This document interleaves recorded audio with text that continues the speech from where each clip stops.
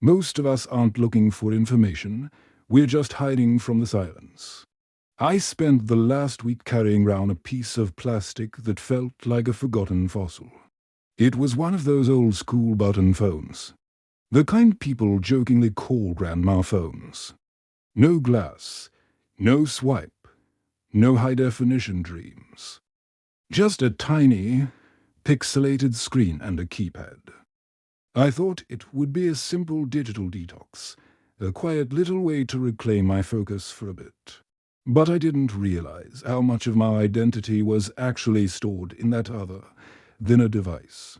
For the first 2 days, my thumb kept twitching in my pocket like a small, nervous animal. I'd pull out the plastic fossil and stare at the clock, only to realize I had no notifications. It is funny how a lack of pings can make you feel like you suddenly vanished from the world. I mean, if no one is liking my lunch or my thoughts, am I even really here, experiencing them? It sounds ridiculous when I say it out loud, but the feeling of insignificance was very real. I stood in line for a coffee and found myself staring at the back of a stranger's head for minutes. Usually, that is the time I'd be checking my work email or looking at someone's vacation photos. Without the screen, the 3-minute wait felt like a long, quiet walk through a dark, empty desert. I noticed the way the barista moved. The rhythmic, mechanical sound of the milk steaming. It was almost hypnotic, but it was also, well, it was deeply and profoundly uncomfortable.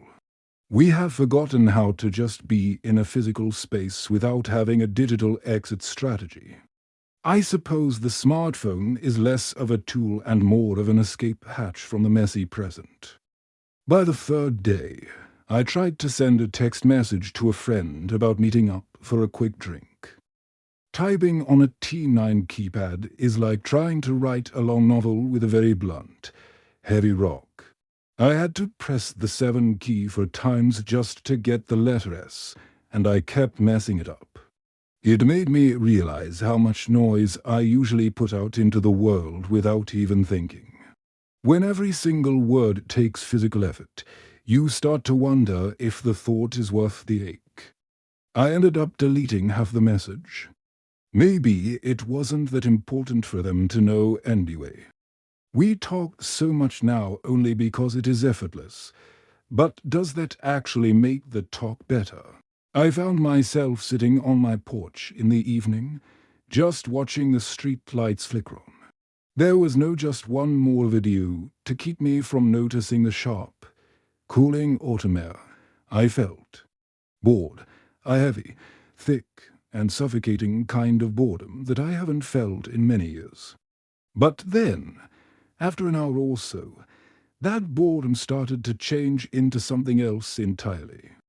It felt like my brain was finally starting to clear out the attic and move the old furniture.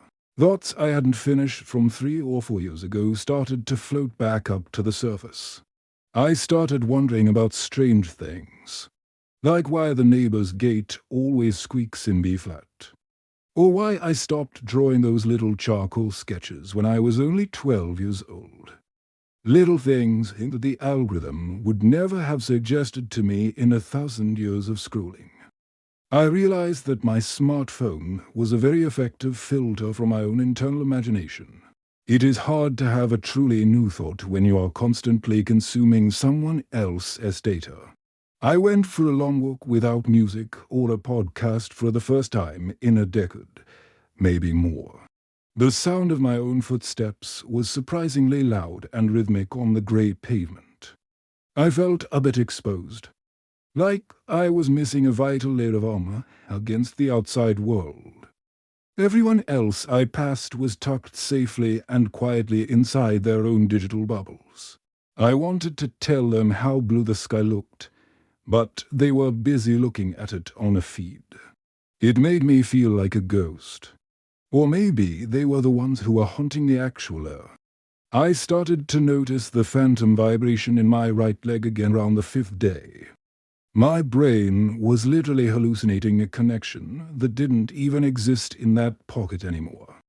It is a bit scary, isn't it? To think that our biological hardware is that easily rewired by glass. I wonder if you are feeling that little itch right now. That urge to check something else. It is okay if you are. It's just the way we have been built to survive these days, I think. By day 5, the button phone didn't feel like a punishment or a social experiment anymore. It felt like a boundary. A small, plastic wall that protected my time from everyone else. People could still reach me, of course, but they had to really, truly want to talk to me. No one sends a pointless meme via a T9 keypad. It is just far too much manual labor. My social circle shrank, but the conversations I did have felt heavier and more solid. They had more weight because they weren't competing with a million other tiny distractions. But then, the weekend ride and reality started to push back against my little experiment. I couldn't scan a QR code to see a menu at the new restaurant down the street. I couldn't call a rideshare when it started raining unexpectedly while I was at the park. I had to stand under a dusty awning and wait. Just wait for the rain to eventually stop. I felt a surge of genuine anger at how much the world has moved on without the unplugged. It is not a choice to be online anymore. It is a basic prerequisite for modern living. You cannot even pay for parking in some places without an app and a fast 5G connection.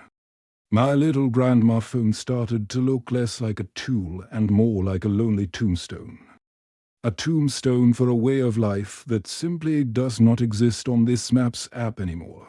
I started to miss the convenience, the map, the weather, and the instant, easy answers I felt. Disconnected, and not in the zen or peaceful way I had originally imagined.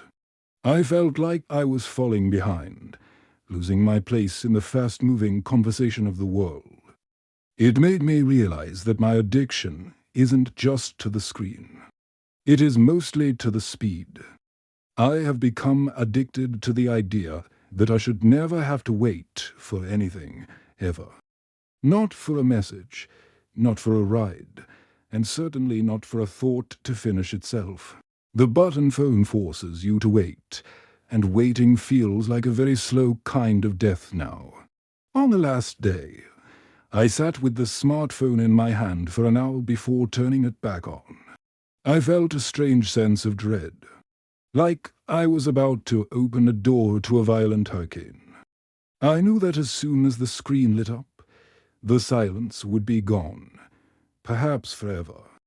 I'd be back in the loop, the infinite scroll, the constant elsewhere of the internet.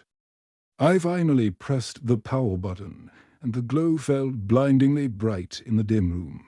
The notification started screaming at me immediately. 100 tiny, digital demands. Look at me. Answer me. By this, believe this specific thing right now. I felt a rush of dopamine, sure. But I also felt a deep, sudden, and heavy exhaustion. I realized I don't actually like the phone. I just don't know who I am without it anymore.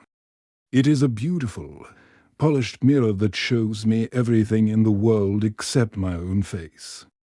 I suppose I'll keep using it, but I might leave it in the other room for a while tonight. Just to see if the silence still remembers my name after all these loud years. Or if I have finally forgotten how to sit still and listen to what it has to say. Most of us aren't looking for information. We're just afraid of what we might find in the quiet. I think the grandma phone knew something that we have all collectively decided to forget. That a phone is for calling someone.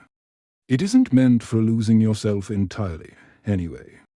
I should probably get back to checking those 300 messages now. Or maybe I will just sit here for another minute. Just one more minute in the dark, without any artificial light at all, If you've ever felt that phantom vibration too, you're probably not alone. Thank you for listening.